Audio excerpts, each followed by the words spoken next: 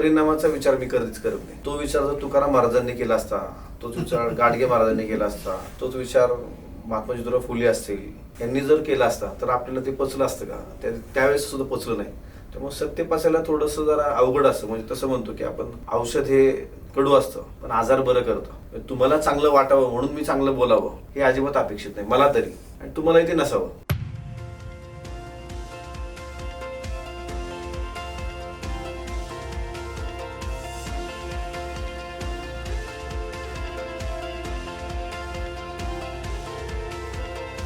नमस्कार, उद्योजक कट्ट्यावर तुमचं स्वागत. मी अजय कवटिकवार. आज उद्योजक कट्ट्यावर आहेत एक तरुण तडफदार उद्योजक राहुल पापड. राहुल सर हे RS पापड मार्केटिंग प्रायव्हेट लिमिटेडचे MD आहेत आणि लाडाची कुल्फी हा त्यांचा ब्रँड आहे.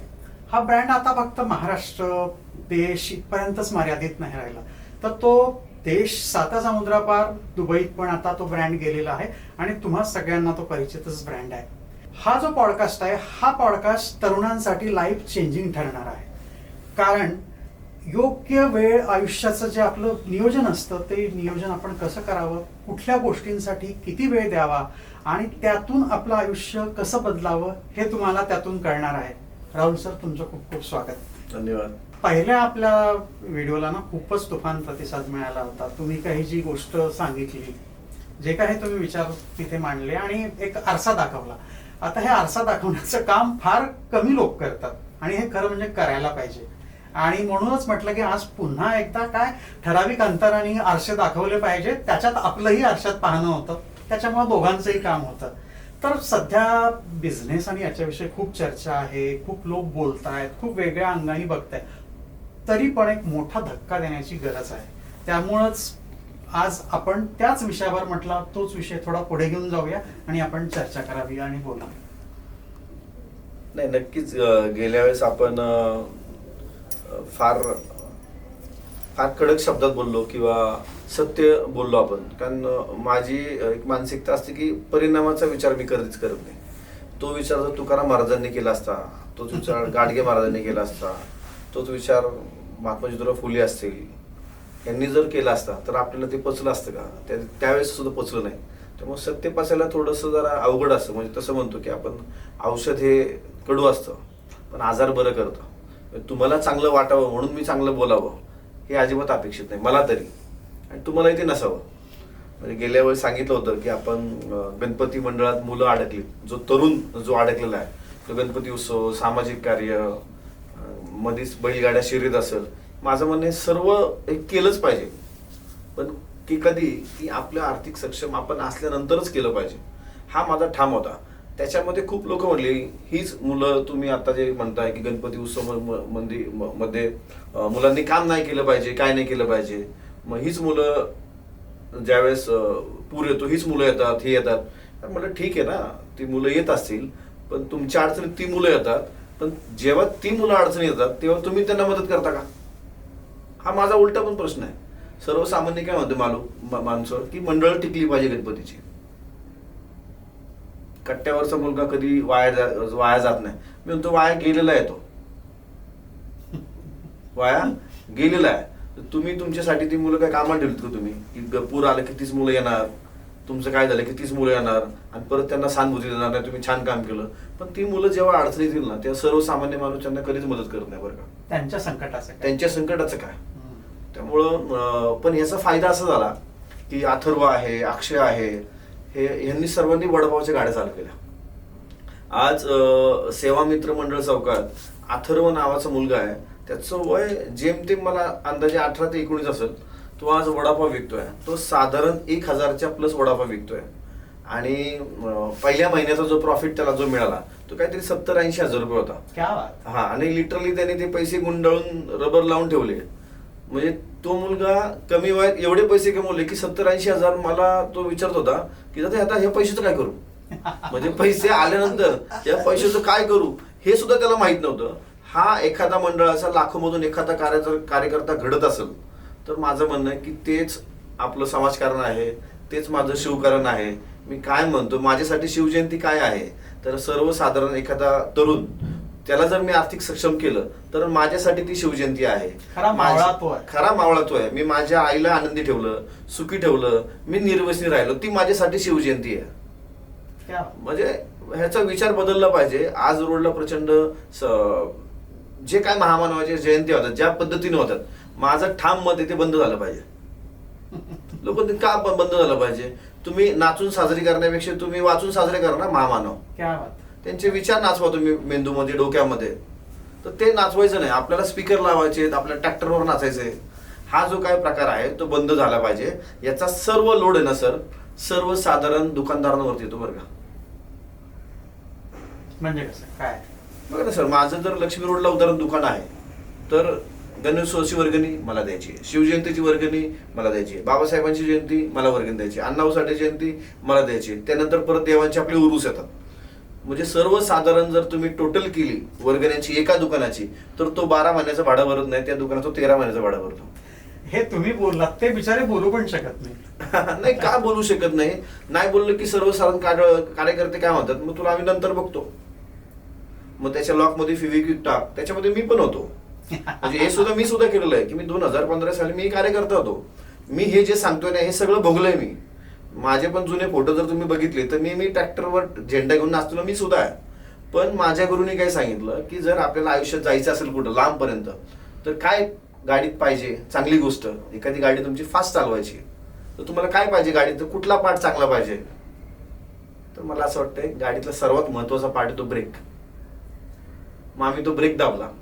माझे गुरु आहे मांडे सर, प्रवीण दादा, आणि यांनी म्हणले ब्रेक दाब आणि मग तू हे सोडून पहिलं आर्थिक सक्षम हो आणि मग समाजकार्यात ये. सर आम्ही 2018ला कंपनी सुरुवात केली माझी लाडाची कुल्फीची. आणि बऱ्याचदा आपण म्हणतो ना की माइंडसेटच काम करत असतो. आत्ताचे युवक विचारच करत नाही.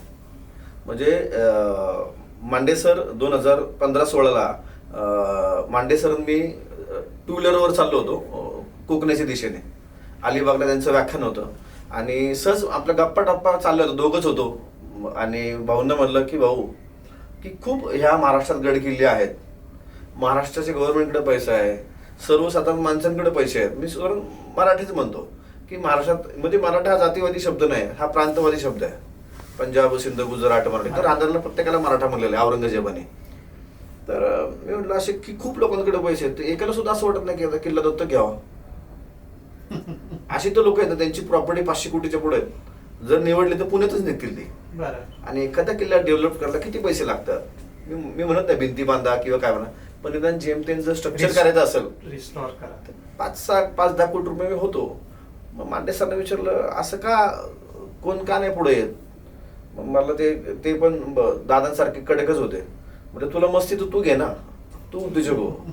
आणि तो माझ्या आयुष्याला कलाटी देणारा एक हे पॉइंट होता. घरची परिस्थिती होतीच पण भाऊने तो ट्रिगर दिला मला. आणि ठीक आहे भाऊ. आणि भाऊंचं निधन आमच्या 2017ला झालं कॅन्सरने. मग 18ला जेव्हा कंपनी चालू आली तेव्हा 18ला पहिल्याच मी दिवशी म्हटलं, माझी कॉन्फरन्स मी घेतली, माझ्या मित्रांना बोलवलं की बाबा ही कंपनी आहे, हा ब्रँड उभा करू द्या आपण, सर्वांनी फ्रँचायसी घ्या. मग याच्या मागचा माझा पण हेतू आहे की मी पैसे कमवलेच पाहिजे.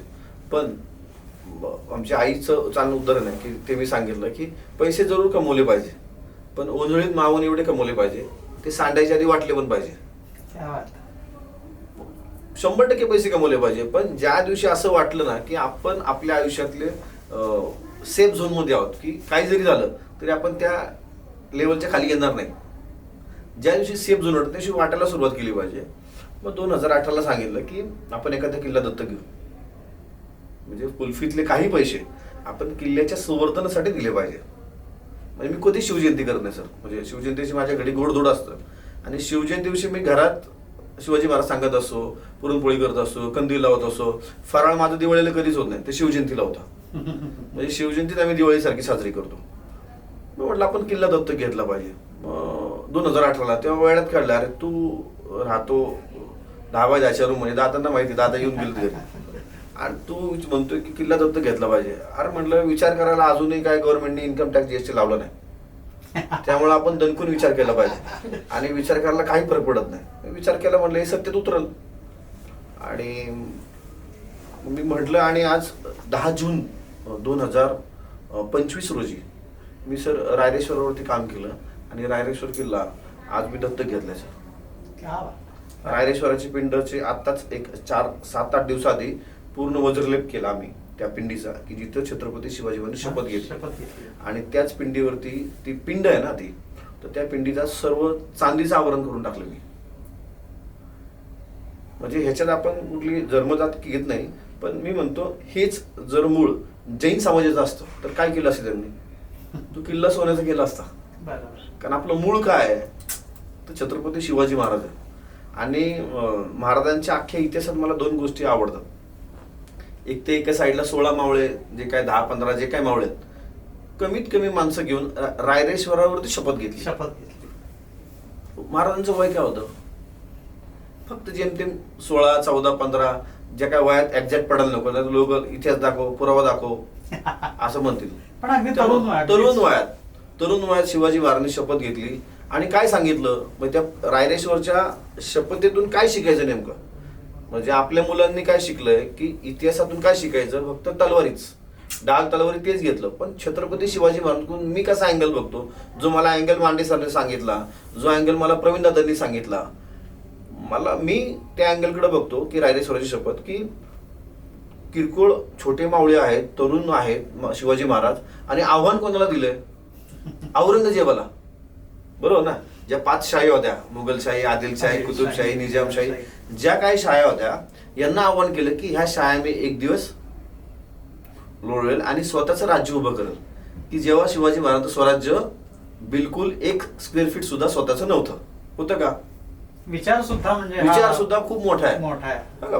पुणे प्रांत त्यांचा होता, पण राजा म्हणून ते नव्हते ना, तर ते सोपं नव्हतं. त्यावेळेस मी पण माझ्या लाडाच्या कुल्फीचा, आता ई-कॉमर्स वरती लाडाची कुल्फी ऑल इंडियामध्ये तुम्हाला बघायला मिळेल. मग मी पण म्हटलं की नाही, लाडाची कुल्फीची सुरुवात ही रायरेश्वर पासूनच उद्या. मग तिथं आम्ही सगळे डिस्ट्रीब्युटर सगळे नेले आणि त्या मंदिरात बसलो आम्ही, छान अभिषेक केला आणि तिथं आम्ही लॉन्चिंग केलं लाडाच्या कुल्फीचं. खूप लवकर तुम्ही जे काय स्टार्ट करा, तुमचा व्यवसाय, उद्योग जो काय करायचा ना, तो फार कमी वयातच तुम्ही करा सुरुवात. खूप कमी वयात. कारण मी सर वयाच्या 14व्या वर्षी घराच्या बाहेर पडलेलो आहे. आज माझं सर वय 39 आहे आणि देवाच्या कृपेने सर आता अशी परिस्थिती की माझं आयुष्य निघेल एवढे पैसे माझ्याकडे आहेत आता. वय 39 मध्ये पण लोक सर अजून बघतच असतात, करिअर काय करू काय नाही ह्याच्यातच असतात. पण हे शिवाजी महाराजांपासून प्रेरणा घेऊन तुम्ही ते सुरू केलं आणि फक्त तुमच्या जवळच न ठेवता ते आता तुम्ही इतर पण कसे नवीन उद्योजक तयार व्हावेत याच्यासाठी तुम्ही प्रयत्न करताय. म्हणजे आपल्याकडे काय राजकारण असेल, काय तुम्ही जयंता पुणे तिथे असेल, ह्या सगळ्या गोष्टी असेल. म्हणजे हे खरं म्हणजे तुम्ही पण सांगितलं, आपण पण डिस्क्लेमर देऊया पुन्हा एकदा, की हे साजरं करणाऱ्या, काही करणाऱ्या कुठलाही विरोध नाही. म्हणजे तुम्ही राजकारणात जा, राजकीय विचार जोपासा, सगळं करा, पण हे केव्हा पहिल्या आर्थिक दृष्ट्या तुम्ही सक्षम व्हा आणि नंतरच ह्या गोष्टी करा. मला वाटतं हे डिस्क्लेमर सगळ्यांना कळायला पाहिजे. आणि आता आपण पुढच्या विषयाला हे करू. अशा या सगळ्या गोष्टींवर वेळ वाचवून जर 5 वर्ष काम केलं तर एखाद्या तरुणाच्या आयुष्यात किती बदल होऊ शकतो. सर मी माझंच उदाहरण दिलं ना. मी 5 वर्ष जे काही माझ्या कुल्फीसाठी दिले, मी कुल्फी काय लगेच 7 एप्रिल 2018 लगेच उगवली नाही अशी. बरोबर. त्याच्यामुळे खूप काम केलंय. कुल्फी मागे मी 5-7 वर्ष काम केलंय. ती कुठं बनती, कशी बनती, भारतभर फिरलोय, बाजारपेठा बघितल्या, दूध कसं असतं, साखर कशी असते, पल्प कसा यूज करतात, कसा घेतात, परचेस बघितला. आपल्या लोकांना परचेस पॉवर कळायला पाहिजे, परचेसला बार्गेनिंग करता आलं पाहिजे, परचेस कळायला पाहिजे, परचेस कळलं त्याला सेल कळतो, प्रोडक्शन कळतं. तर ह्या सर्व गोष्टी सर बघितल्या पाहिजेत आपण.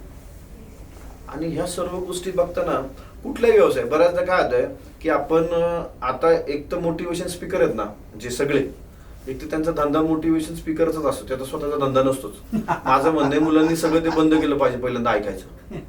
तर एवढं त्यांना आप कर सकते हो, मग तू करू शकतो, एवढं त्यांना इंजेक्शन देतात की ते एकदम म्हणतात ना, आता घरी जातात आणि म्हणतात नाही याला व्यवसायच करायचा आहे. अर्थं तसं नसतं. माझं म्हणणं आहे की जो तुम्हाला व्यवसाय करायचा आहे त्याच्यात निदान 3-5 वर्ष तुम्ही कामगार व्हा आधी आणि नंतर मालक व्हा. आमच्या आईचं छान वाक्य आहे की राहुल, कामगार असताना मालकासारखं काम कर आणि मालक झाल्यावर कामगारासारखं काम कर. हे आमचं उलट आमच्या आईचं छोटंसं वाक्य, आमची आई 4थी झालेली आहे, पण तुकाराम महाराजांचं वर्चस्व त्याच्या आहे विचारांचं, त्यामुळे ती फार छोट्या भाषेत सांगते. म्हणजे आताही गॅस मिळत नाही ना आता. मिळत नाही. आई म्हणते आमचं साधं होतं पण सोपं होतं आधी. बरोबर. म्हणजे लाकडं जेवढं तुम्ही सोपं करताल तेवढं नंतर अवघड होणार आहे. खूप साऱ्या गोष्टी आहेत त्याच्यात. त्यामुळे युवकांना म्हणणं आहे की तुम्ही कुठेही काम करा, पण थोडासा वेळ तुम्ही ज्या क्षेत्रात जाणार आहे त्या क्षेत्रातच काम करा. अशा कुठल्या गोष्टी आहेत की ज्यांनी त्याच्यावर भर दिला पाहिजे किंवा टाळल्या पाहिजेत? आयुष्यातला वेळ वाचवणं ज्याला म्हणतात ना, ते आता तुम्ही म्हणालात की आर्थिकदृष्ट्या सक्षम झालं पाहिजे. नेमकं म्हणजे काय करावं त्यांनी? किती महत्वाचं आहे पैसे तुमच्याकडे येणं आणि जेव्हा पैसे तुमच्याकडे नसते काय फरक पडतो? काय होतं सर, मी बऱ्याचदा याच्यावर माझा विचार म्हणणं आहे की हा एकटा मुलगा काही करू शकत नाही बरं का. त्याला घरचा सपोर्ट असतो किंवा एक माइंडसेट असतो घरच्यांचा सुद्धा. आपल्याकडे पैसा वाईट सांगितलं सर, पैसा वाईट असतो. हे जे काय आपलं जे काय विचार आणि आहे ना, सगळे ते उलट तोडलं पैशा- पाहिजे. आणि पैशाच्या मागे लागतात. पैशाच्या मागे लागतात. म्हणजे पैसा वाईट नाहीये, पैसा आल्यानंतर तुम्ही वाईट मार्गाला गेले तर वाईट पैसा आहे. आता माझ्याकडे पैसे आले, मी रायरेश्वरती जी काय माझी श्रद्धा आहे त्या रायरेश्वरवर काम करतोय. जिथं जिथं वाटेल की माझं स्वतःचा विचार आहे की मी असं इन्स्टिट्यूट डेव्हलप करू माझ्या स्वतःसाठी की तिथं जे नापास झालेले विद्यार्थी त्यांच्यासाठी ते इन्स्टिट्यूट असेल आणि त्यांना फक्त उद्योगच शिकवलं जाईल तिथं. म्हणजे फरक कसा विचारांमध्ये पडतो बघा. खूप शिक्षण घेतलं ना तर घरचे काय म्हणतात, चांगलं शिक्षण घे आणि कामाला लाग. जो शिकत नाही त्याला काय सांगतात, काय नाही केलं उद्योगधंदा तर कर. म्हणून कमी शिकलेले उद्योगधंदा आहेत. त्यामुळे चांगलं शिकून उद्योगधंदा केला पाहिजे. म्हणजे माझी 8वी 3 वेळा नापास झालेलो आहे मी, पण मला शिक्षण आडवं आलं का तर बिलकुल नाही. पण येतंय का आडवं तर थोडंसं मला येतंय. मी ज्यावेळेस दुबईला जातो, ज्यावेळेस मॉरिशसला जातो, मला ट्रान्सलेटर घेऊन फिरावा लागतो. पण शेवट मी म्हणतोच की करतो, तुला ट्रान्सलेटर नाही भाषेला मिळतो. त्यामुळे त्याचीही काळजी नाही. पण तुम्ही शिक्षण घेतलं पाहिजे. त्या शिक्षणाच्या जोरावर तुम्ही उद्योजकाकडे वळालं पाहिजे. कारण उद्योग हाच तुम्हाला तारू शकतो. ह्या जगाला जर आपल्याला म्हणतो आपण की आपल्याला एक नंबरची अर्थव्यवस्था करायची आहे तर उद्योजकच करू शकतो बरं का, दुसरं कोणी करू शकत नाही. कारण शेवटी तुमच्या नोकऱ्यांना आता लिमिटेशन आहे. किती नोकऱ्यांना मुलांना नोकऱ्या मिळणार? सर गव्हर्नमेंटचे जॉब मिळणार का आता? नाही, कमीच होत. आज मी ह्याच्यात एमपीसी युपीसीचं मी छान तुम्हाला एक उदाहरण सांगेल. आज जर सदाशिव पेठ्यातला जो एरिया पाहिला एमपीसी युपीसीचा, तर किती मुलं असतील तर लाखो मुलं. शीट किती असतील, ज्या काही शेमध्ये म्हणजे पर्सेंटेज किती आहे तर फार 1% पण नसेल, त्याच्यापेक्षा कमी जागा असेल आणि लाखो विद्यार्थी बसतात. आणि ते विद्यार्थी नंतर डिप्रेशन मध्ये जातात. ते जर मधल्या सुट्टीत कधी होळी बिळीला गावाला गेले तर त्याला गावातली काही मुलं टोमणे सुद्धा मारतात, तर ते प्रेशर मध्ये येतो. काय साहेब कधी लागणार तुमचा रिझल्ट? त्याला टेन्शन होतं की घरच्यांकडून पैसे घेतलेले असतात, त्यामुळे त्याला ते वेगळंच प्रेशर. आणि नंतर कधीतरी वय काठावरती असतं आणि कधी कधी गव्हर्नमेंट म्हणतं 1 वर्ष पुढे ढकलली की त्याचं वय गेलं. मध्ये ते आंदोलन त्याच कारणाने झालं. बरोबर. मी त्या मुलांशी भेटलो, त्या मुलांना म्हटलं अरे अंतिम सत्य हे पैसे, अंतिम सत्य हे पैसे. मी म्हणतो ते मार्ग कुठले असू द्यात, चांगला मार्ग असू द्यात, उद्योग नोकरी, पैसेच आहे अंतिम सत्य. मी म्हटलं एमपीसी युपीएससी खूप अवघड आहे. म्हटलं व्यवसाय खूप सोपा आहे. जे तुम्ही 10 वर्ष अभ्यास करता ते चाळत बसता, तेवढ्या याच्यात तुमचा व्यवसाय होईल. एवढ्या चिकटीने तुम्ही 18 तास काम करताय ना, तर ते जॉब मध्ये तुम्ही केलं पाहिजे. आणि 2 साईड ठेवा तुम्ही की 9 तास तुम्ही अभ्यासाला द्या, 9 तास व्यवसायाच्या अभ्यासाला द्या. ए आणि बी पण तुम्ही ठेवलं पाहिजे, बॅलन्स केलं पाहिजे. बरोबर. खूप मुलांची सर आता 32-35 वय झाली, कधी हे यांना नोकऱ्या लागणार, कधी यांची लग्न होणार, पुढचा संसार कधी होणार, हा प्रश्नच आहे. आणि अशी मुलं प्रचंड आहेत सर, मोठी खूप प्रॉब्लेम आहेत. म्हणजे आता तरुणांचे सर्वात मोठा प्रश्न लग्न आहे. म्हणजे धाराशिवला मी एका हॉटेलला बसलो होतो आणि आम्ही जेवलो आणि तिथे खूप मोठ्या मुलांचा एक ग्रुप बसतात आणि त्यांच्या वेगळ्या नेक्स्ट लेवल गप्पा चालल्या होत्या गावातल्या राजकारणाच्या सगळ्या. आणि मी ती म्हणलं मी सहभाग घेऊ का म्हणलं तुमच्या चर्चेत. मी सहभाग घेतला त्यांच्या चर्चेत. कोण काय करतं, मी त्यांचा टॉपिक बदलला किंवा तू काय करतो. सगळ्यांनी सांगितलं मी दूध टाकतो, कोण म्हणतो मी शेतीचं काम करतो, कोण म्हटलं ह्या करतो त्या करतो, असं सगळ्यांनी सांगितलं. पण गावातच करत होते. म्हणले वय तुमची सगळी मला 30-35 दिसतात. म्हणले सर 30-35 झाले. म्हणजे तर लग्न कोणाशी झालेत? मग ते सगळ्यांचे चेहरे पडले. साहेब आमचं मग एकाने कॉमेडी केली, साहेब आम्ही सगळे मोकळे आहोत. म्हणजे अजून काही आमचे लग्न झालं नाही. शेवटचा मुलगा 39चा आहे. आमच्या गावात 68 मुलं आहेत आमच्या गावामध्ये, एकाचंही लग्न होत नाही. आमच्या इथं पाण्याचा प्रॉब्लेम आहे म्हणले, आमच्या इथं पाण्याचा प्रॉब्लेम आहे, त्या मुली कोण आम्हाला देत नाही. मी म्हटलं अरे मग तुम्हाला पर्याय काय नाही, राहू ते होईल तसं होईल म्हणले. त्यांना सांगायलाच कोण नाहीये. ह्याच्यानंतर मी त्यांना उदाहरण सांगितलं की मी एक राजस्थानी चौधरी माणूस आहे, राजस्थानमध्ये वाळवंट आहे, तिथं पाणी नाही काही नाही. तर राजस्थानी लोकांनी जेव्हा मी, माझे मित्र जेवढे आहेत त्यांना विचारलं तुम्ही का राजस्थान सोडलं. ते म्हणले ज्यावेळेस हे प्रॉब्लेम्स यायला लागले त्यावेळेस राजस्थानमध्ये मीटिंग ठरल्या की आता आपल्याला कुठंतरी इथं थांबायचं नाहीये, आपण इथं मरून जाऊ, तर आपल्याला राजस्थान सोडावं लागेल. आपल्याला आपल्याच भारतामध्ये दुसऱ्या राज्यामध्ये जाऊन व्यवसाय करायला लागेल आणि आपण आपला कॉम्प्युटर व्हायचं नाही, तर आपण आपल्याला मदत करून ह्या महाराष्ट्राबाहेर राजस्थानाबाहेर गेलं पाहिजे. ही लोक बाहेर पडली ना सर, आज यशस्वी झालीत की नाही सर ती. आपण आपलं गावच सोडत नाही. गरज ओळखून निर्णय घेतला पाहिजे. गरज ओळखून सर निर्णय. मी माझ्या बिबेडीत लाडाची कुल्फी विकली का सर? माझं मूळ गाव बिबेडी, मी माझ्या गावात विकली का कुल्फी? नाही ना. जिथं गरज आहे तिथं आपण गेलं पाहिजे, जिथं गरज आहे तिथंच प्रोडक्ट विकला पाहिजे. आता बर्फाचा गोळा तुम्ही काश्मीरला विकसाल का? तिथं गरम चहा पाहिजे, मिसळ पाहिजे, उकडीचा मोदक जाऊ शकतो, वडापाव जाऊ शकतो. जिथं खाली गरम आहे, साऊथला जर गरम असेल तर तिथं तुम्ही आईस्क्रीम विकली पाहिजे, तिथं तुम्ही आईस बर्फाचा गोळा विकला पाहिजे. आपलं काय होतंय की उदाहरण म्हणतो ना आपण की आहे माझं दुकान, मामाचं दुकान आहे, काकाचं दुकान आहे म्हणून टाकतो. मी म्हणतो तसं करू नको ना. तो स्पॉट आहे का तरच तिथं दुकान टाक.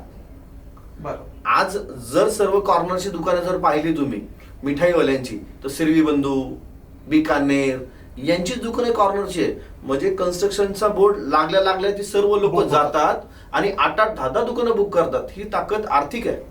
ही ताकद आपली आहे का? सुरतमध्ये एका वेळेस 50-50 मर्सिडीज बुक करतात, ते उदाहरण आलं, आणि मोठा डिस्काउंट घेतात.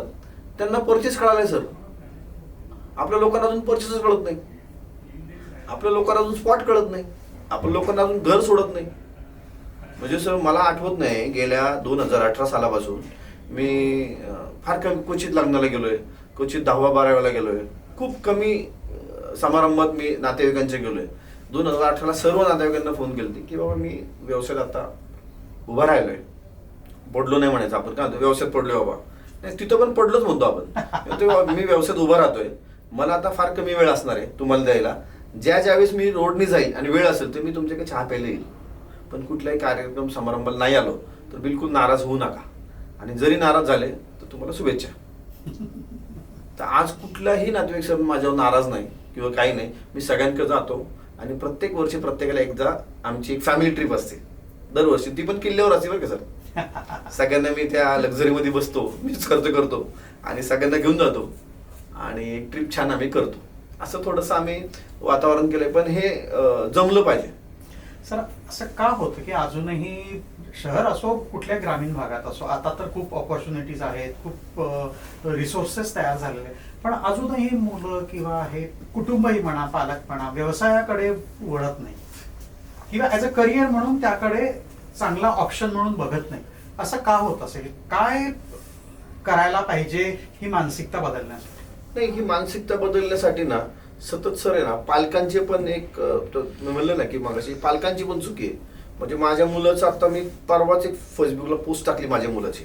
माझा मुलगा सर 3 वर्षाचा आहे, तो आता प्ले ग्रुपला ह्याला जातो आणि वेळ मिळला की त्याला मी ऑफिसला घेऊन जातो. त्याला मी सांगितलं नाही, तो ऑब्झर्वेशन करतो आणि आता असं बोलायला लागला, तो फोन घेतो खोट्या तो आईस्क्रीम आमची झालेली आहे, तुम्ही घेऊन जावा, पैसे द्या. तो आता बोबड्या भाषेत बोलायला लागलाय. आणि आता तो त्याला म्हटलं ना, अरे शाहू चल तुला मी शाळेत सोडतो, स्कूलला सोडायचे. नाही पप्पा मला ऑफिसवरून फोन आला, मला ऑफिसला जायचं म्हणतो. माझी मुलगी आहे 10 वर्षाची, तिचं नाव राजेश आहे. शाळेमध्ये ते तिच्या आईस्क्रीम, कोणाचा बर्थडे असेल तर कोणी कोणी चिक्की वाटतं, कोणी काय होतं, तर ती सगळ्यांना सांगते आमची लाडाची कुल्फी वाटा ना.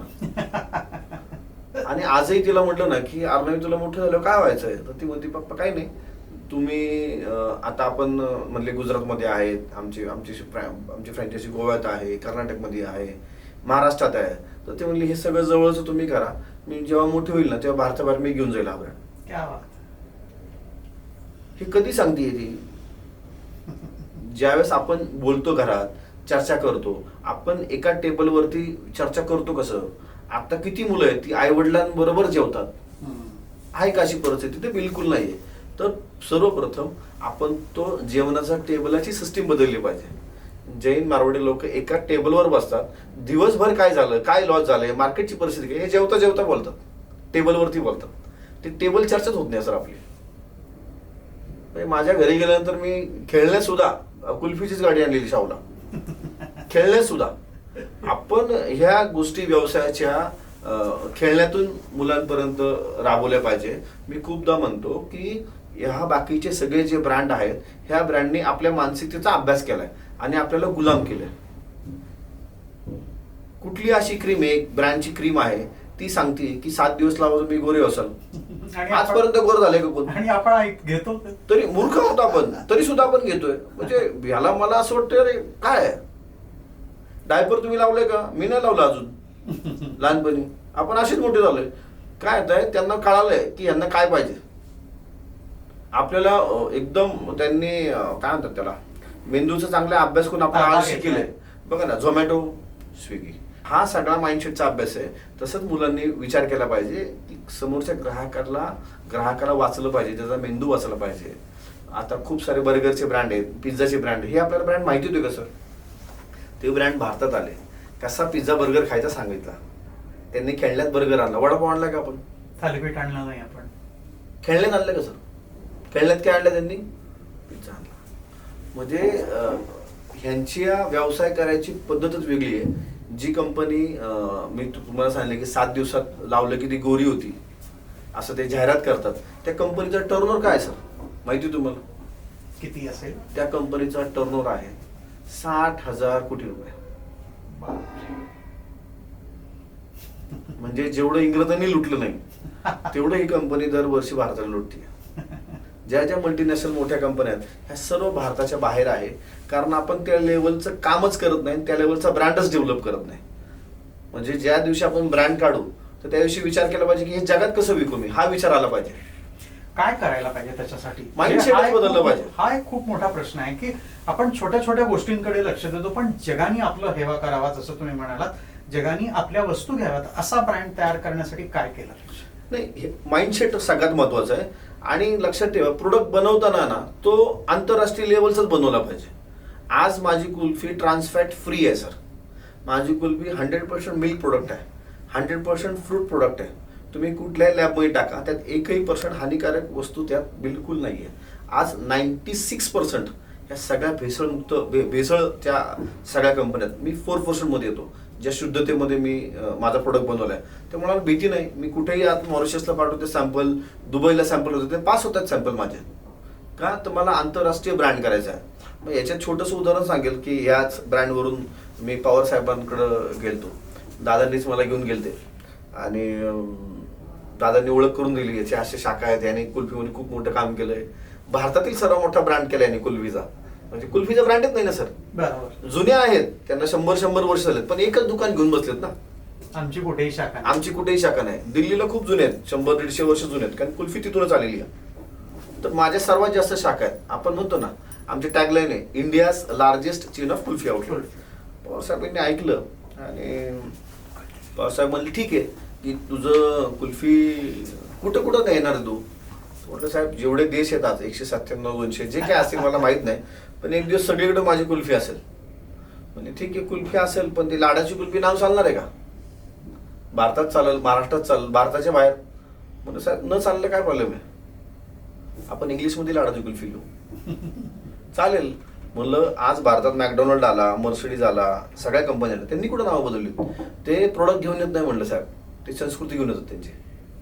प्रोडक्ट बरोबर संस्कृती घेऊन येतात. म्हणलं आपली कुल्फीची संस्कृती जगात न्यायची असेल तर आपल्याला नावापासून लांब नाही गेलं पाहिजे. लाडाची कुल्फी जर म्हटलं आणि भारताबाहेरची जी माणसं आहेत, एखादा मराठी माणूस होईल तो तर ब्रेकच दाबेल, नाव वाचूनच ऐकेल. त्यामुळं त्यांनी खाल्ले की त्यांच्या बरोबरचे जे काय त्या देशातील लोक ती पण खातील आणि आपण सवय लावू आज नव्हते. त्यामुळे माइंडसेट खूप मोठा काम करतो. आणि जगभरात व्यवसाय करायचा असेल तर आपण जे एक्झिबिशन्स होतात, म्हणजे चायनामध्ये कॅन्टॉन फेअर होतं, दुबईचा फेअर होतो. तर असे जे फेअर आहे ना ह्याला फिरलं पाहिजे आणि तिथल्या गरजा काय आहेत, हे आपण बघितलं पाहिजे. म्हणजे एक्सपोर्टचं जर जनक जर कोण म्हणत असेल ना तर एक्सपोर्टचं जनक छत्रपती शिवाजी महाराज आहेत बघा. आपण तो नेव्हीचे जनक आहेत 100% नेव्ही, कारण आर्मरच शिवाजी महाराजांनी उभं केलं. सिंधू बंदी होती, हिंदूंनी समुद्रात पाय ठेवू नये, ते महाराजांनी त्या सगळ्या रेषा तोडल्या आणि समुद्र ताब्यात घेतला. तर महाराजांचे आज सुद्धा उल्लेख आहेत की अजूनही मस्कत अशा खूप साऱ्या ठिकाणी मराठा वाकारी आहेत, अजूनही सुद्धा उल्लेख आहेत. आणि एका पुस्तकात मला वाचण्यात आलं की शिवाजी महाराजांनी आंतरराष्ट्रीय व्यापार त्यावेळेस 9 कोटी रुपयाचा केला सर. ह्या गोष्टी आपण बघितल्या पाहिजे. महाराजांचा सर राज्याभिषेक झाला 6 जून 1676 रोजी. तर त्याच्या आधी एक प्रकार घडला की महाराजांनी अफजल वध केला. तो 56च्या आसपास काहीतरी आहे. तर महाराजांनी ज्यावेळेस अफजल खानाचा वध केला तर त्यावेळेस त्यांची बातमी लंडनमध्ये पेपरमध्ये छापून आली. न्यूजपेपर त्या दिवशी होते. इतिहास तुम्ही उभा नका वाचू, आडवा वाचा. मी म्हणतो की शिवाजी महाराज असताना लंडनमध्ये युनिव्हर्सिटी होत्या, शिवाजी महाराज इथं असताना तिथं न्यूजपेपर होते. शिवाजी महाराजांची जी पहिली बातमी आली त्या पेपरचं नाव लंडन गॅझेट होतं. किती अपडेटेड होते ते. तर महाराजांनाही कळलं की हे प्रिंटिंग होतंय किंवा काय होतंय. तर महाराजांनी राज्याभिषेक झाल्यानंतर भीमजी पारेख असं एक नाव आहे, त्याला पत्र लिहिलं की बाबा तुझं जे काय प्रिंटिंग आहे सगळं ते माझ्या राज्यात पण पाहिजे. दुर्दैवानं महाराजांचा नंतर मृत्यू झाला, ते तसंच थांबलं.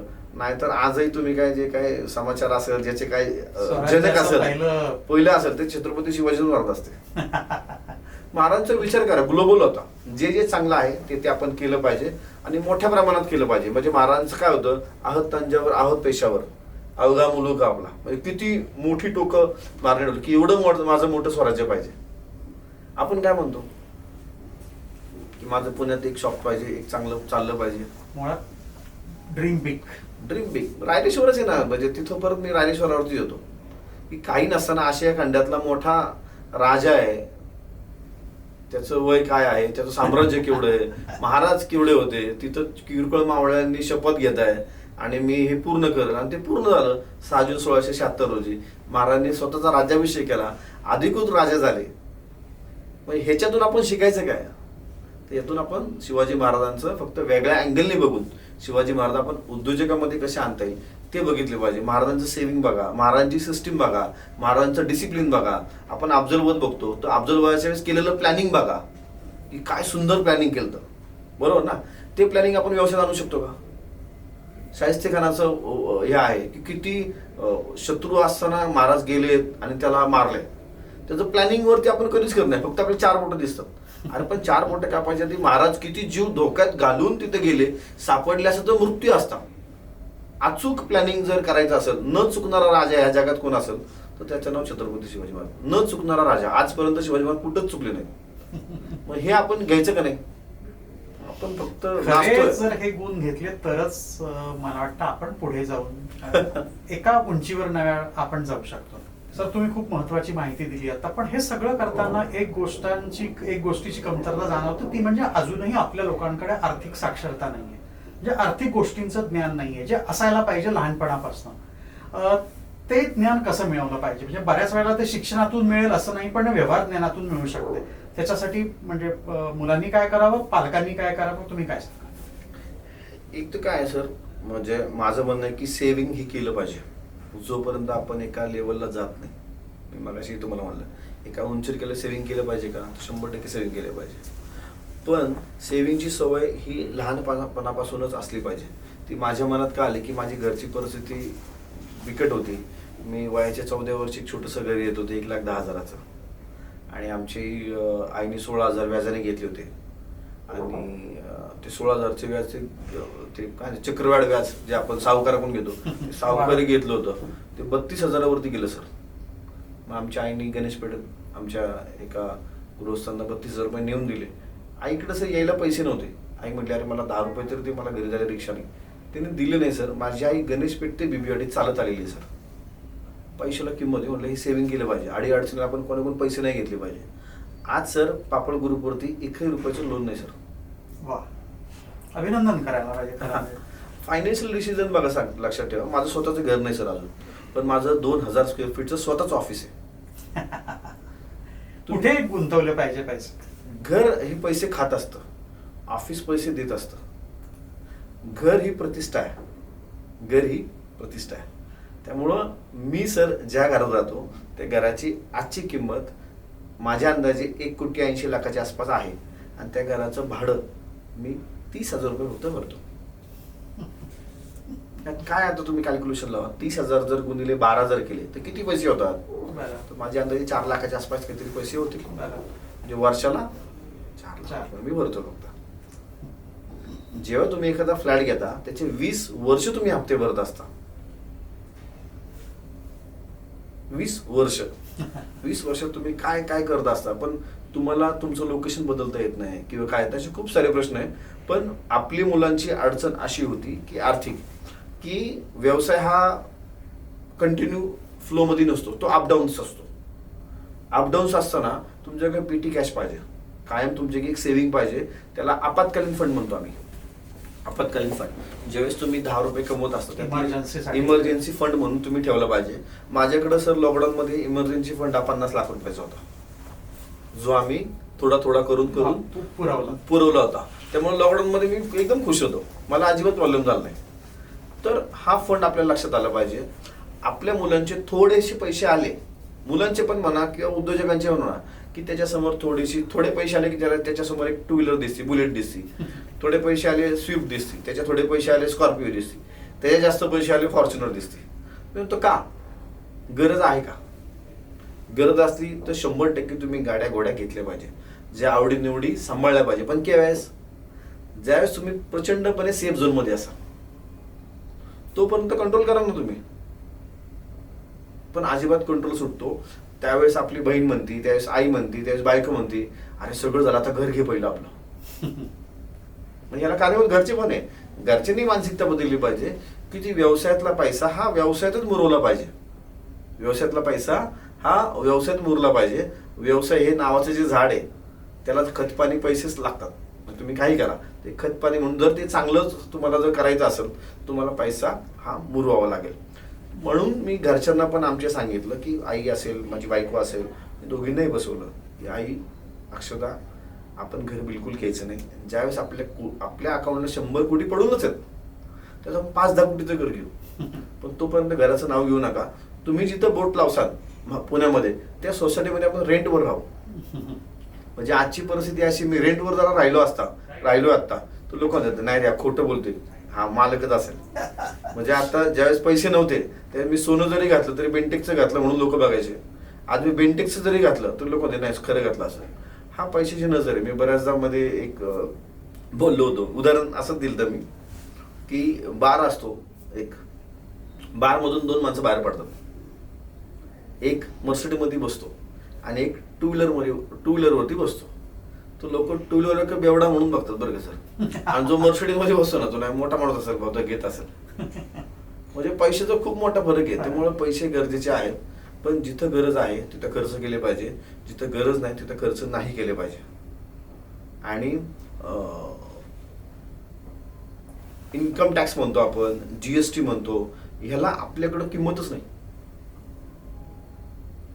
म्हणजे मला काय म्हणतो की तुमची व्हॅल्यू कशावर ठरते, तर मी कायम सांगतो किंवा तुमचं IT रिटर्नचा पेपर आहे 3 वर्षाचा, जो काय असेल तो तुम्ही बँकेत घेऊन जावा, SBI सारख्या बँकेत घेऊन जावा, HDFC सारख्या बँकेत घेऊन जावा आणि त्यांना सांगा की 3 वर्षाचा माझा IT आहे, माझं लोन किती होऊ शकतं. जर त्यांनी सांगितलं की तुमचं लोन 10,000 होऊ शकतं, 10 लाख होऊ शकतं, तर तेवढीच तुमची किंमत असते, तेवढीच तुमची व्हॅल्यू असते. हे सर लोक उलट करतात. म्हणजे टॅक्स कसा वाचवायचा, जीएसटी न भरता कसं पुढे जायचं, याच्यावर खूप मोठी मंडळी त्याच्यावर काम करत असतात, त्यांना हे पडत नाही.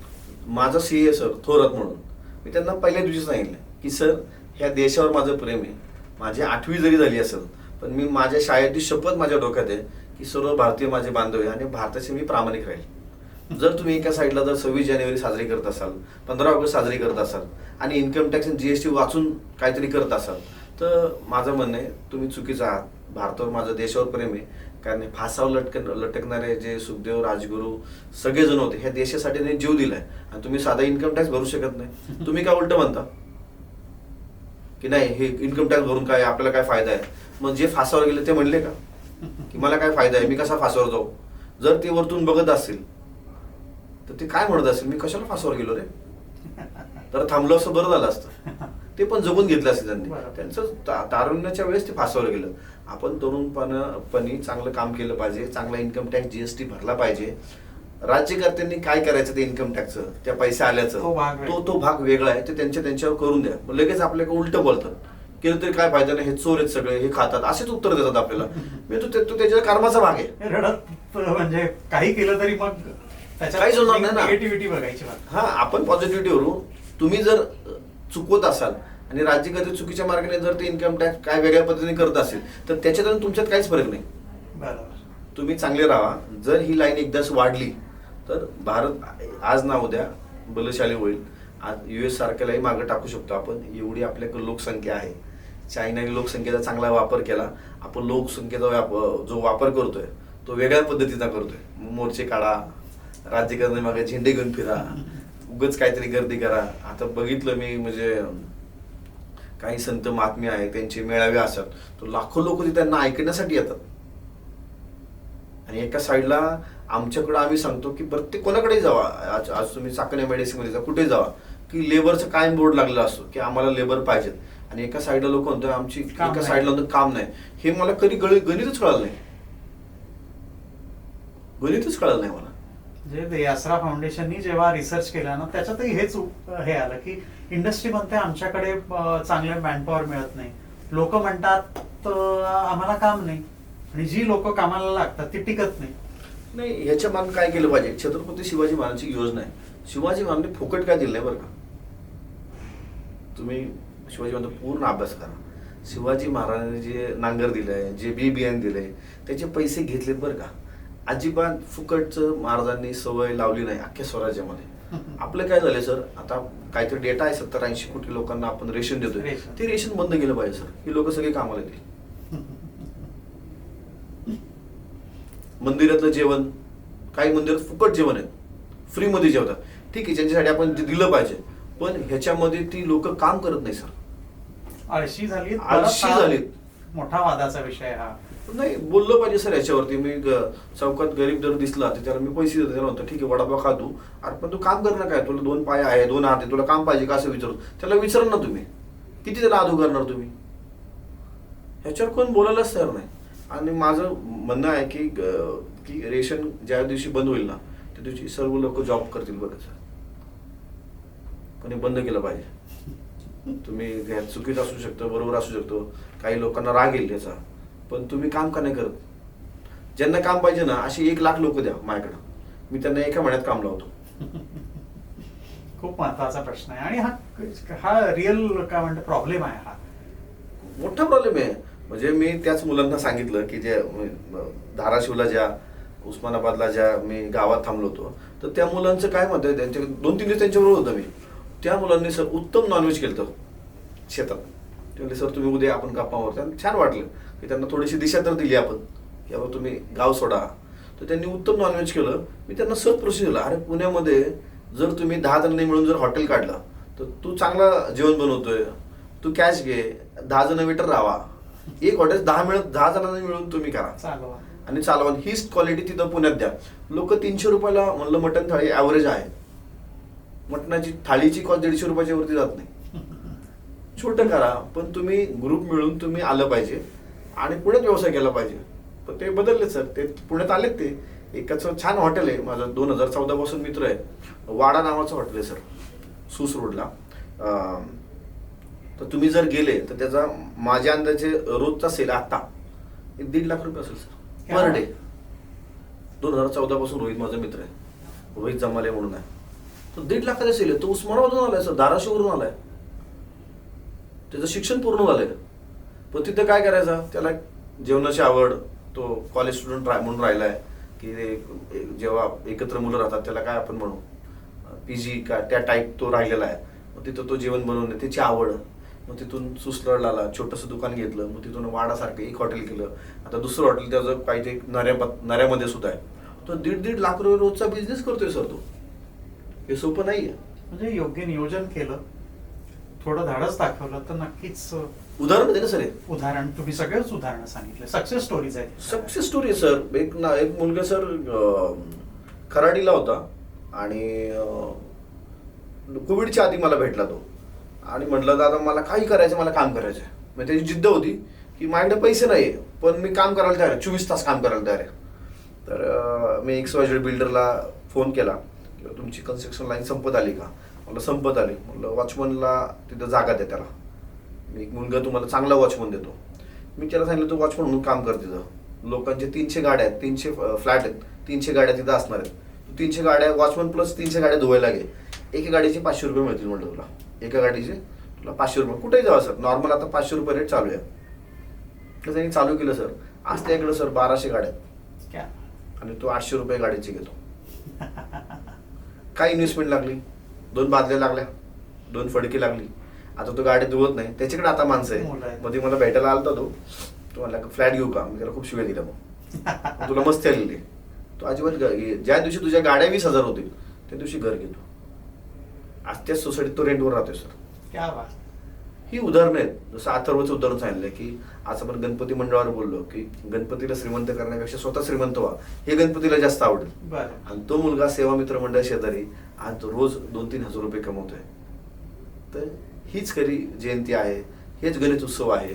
गणेश उत्सवाच्या 10 दिवसामध्ये कार्यकर्ता वर्गणी मागत असतो, काहीतरी धांगडधिंग करतो असतो, पण 10 दिवसात जी लोक रोडला पाणीपुरी, भेळ, आईस्क्रीम जे विकतात त्यातला एकही मराठी माणूस नसतो. तर ही मराठी मुलं 10 दिवसात मला दिसली पाहिजे असं मला वाटतं. तोच उत्सव असेल आपल्यासाठी. लाडाच्या कुल्फीने सर ई-कॉमर्स प्लॅटफॉर्म डेव्हलप केला आणि हा स्वतःचा केला. बरं का सर, स्वतःचा केला. म्हणजे काय? म्हणजे काय आहे की बऱ्याचदा आपले पारंपरिक जे प्रोडक्ट आहेत, म्हणजे उदाहरण कुल्फी पारंपरिक आहे, कुल्फी तशी संस्कृती आपली. हो. आणि उकडीचा मोदक तो सुद्धा आपली संस्कृती, पण ऑनलाईन मिळत नाही. तर आम्ही गौरई नावाचा ब्रँड डेव्हलप केला आणि मला खूप कंपन्यांनी ब्लिंकिट सारख्या किंवा झेप्टो सारख्या कंपनी टाईप करायला लावले. म्हणजे खूप साऱ्या कंपन्यांच्या मोठ्यापैकी एक कंपनी आहे, तिने आम्हाला 16 कोटीचा PO दिला तसा की तुम्ही ई-कॉमर्स होते प्लॅटफॉर्मवरती या. लाडाच्या कुल्फीला दर महिन्याला हा जो सर्च आहे पुण्यामध्ये तो 25,000 लोक सर्च करतात. हो. आम्ही कुठंच ई-कॉमर्स नाही. आम्ही दर महिन्यात सर्च, हा डेटा त्यांनीच दिला मला. फक्त पुण्यामध्ये. मुंबई वेगळी, नागपूर वेगळं, गोवा वेगळं, कोल्हापूर वेगळं, सगळीकडे सर्च जर पकडला तर आम्हाला दर महिन्याला 1 लाख लोक सर्च करतात लाडाची कुल्फी म्हणून. तर याच्यावर विचार केला तर आम्ही डेटा थोडंसं काढायला लागलो, कारण आता डेटाच राजा आहे. तर डेटा काढल्यानंतर लक्षात आलं की एका कंपनीनं ऑनलाईन मोदकाची ऑर्डर किती नोंदणी केली असेल तर ती रक्कम आहे 2,28,000 मोदकाची ऑर्डर त्यांनी कंप्लीट केल्या. My God. मोदक कोण बनवतोय? आपण बनवतोय. खातोय कोण? आपण. मधलं मार्जिन कोण घेतोय? बाहेरची कंपनी. यांचे डिलिव्हरी बॉय कोण आहेत? या कंपन्यांची ई-कॉमर्सचे डिलिव्हरी बॉय जे 10 मिनिटात डिलिव्हरी करतात सगळी आपली मुलं आहेत. मग विचार केला की मी पिनकोड वाईज काम केलं पाहिजे. प्रत्येक पिनकोडला मला सर्च आहे. प्रत्येक ग्राहक माझ्या फ्रँचायझी पर्यंत पोहोचू शकत नाही. तर त्यांनी ऑनलाईन ऑर्डर द्यावी, कुल्फी आणि मोदक मी त्याला घरी आणून देईल. तर प्रत्येक पिनकोडला एक मुलगा मला मालक बनवायचा आहे. आमची कॉन्सेप्ट आहे की ही जी सगळी मुलं आहेत जी डिलिव्हरी करतायत त्या पिनकोडची, त्यांनी 10-15 हजारावरती ते काम करतायत. तर आमचं जर कॉन्सेप्टने जर ते जे सर्च आहे, जो मोदकाची ऑर्डर या जर क्लोज केला तर माझ्या अंदाजे त्या मुलाला महिन्याला 60,000 ते 70,000 रुपये मिळतील. काय म्हणता? हा, अशी जी मुलं आहेत की ती पिनकोड वाईज डिलिव्हरी करतात, त्यांनी 100% माझ्याशी संपर्क करावा. त्यांनी कुठलेही पैसे लावू नये, कुठलाही यात फ्रॉड नाही. तर बऱ्याचदा असं म्हटलं ना की माझ्याकडे 50-60 हजार देईल, त्यांच्या डोक्यात लगेच होतं की 5-10 लाख रुपये घेणार आहे. एकही पैसा मला देऊ नका, फक्त डिलिव्हरी करा आणि डिलिव्हरीवरती कमिशन मी तुम्हाला चांगलं देईल. तुम्ही दुसऱ्या कंपनीसाठी काम करा, तुम्ही माझ्या कंपनीसाठी काम करा. तर जर 1 रुपये देत असेल तर मी तुम्हाला 5 रुपये देतो. याच्यावर काय फक्त कुठले ठराविकच ब्रँड आहेत की इतर पण तुम्ही घेणार आहात ब्रँड? खूप सारे ब्रँड घेणार आहे सर. स्वतःचा ई-कॉमर्स प्लॅटफॉर्म आपण वापर केला पाहिजे. इथला पैसा इथंच मुरला पाहिजे, इथला पैसा इथल्याच लोकांनी कमवला पाहिजे. हे कुठली हे आहे, म्हणजे संपर्क साधायचा कसा? नाही, माझा जो टोल फ्री नंबर मी तुम्हाला माझ्या ह्याच्यामध्ये देतो, त्याच्यावर संपर्क साधा. ह्या मुलांना ही सुवर्ण संधी आहे सर. आणि भविष्य काय आहे तर भविष्य ई-कॉमर्सच आहे. कारण आता दुकान टाकून, भाडं टाकून, रेंट टाकून, एवढी इन्व्हेस्टमेंट नाही. इन्व्हेस्टमेंट अजिबात परवडत नाही. कमीत कमी पैशामध्ये जर उद्योग करायचा असेल तर ई कॉमर्स प्लॅटफॉर्म हे भविष्य आता.